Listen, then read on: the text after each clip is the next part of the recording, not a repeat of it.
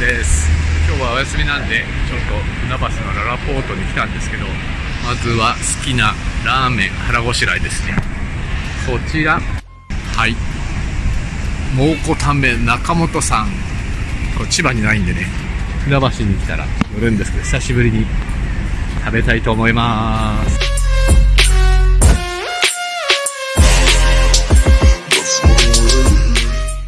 ただきます。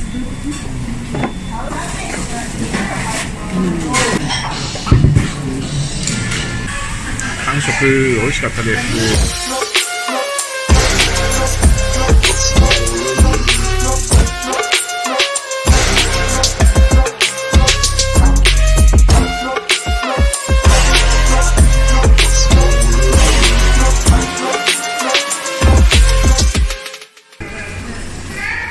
今日の動画はまた、これ携帯の、カードの P20 Pro の 4K で撮影します。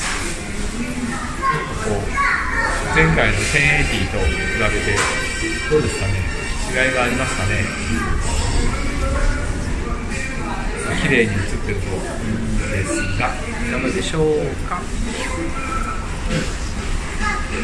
締めは今日ララポートのランキンドーナツに来ました。最後でドーナツを買ってこれから帰ります。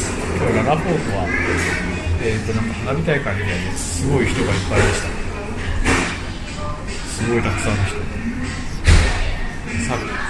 さっきまでちょっといたんですけどね。はい、ではまた。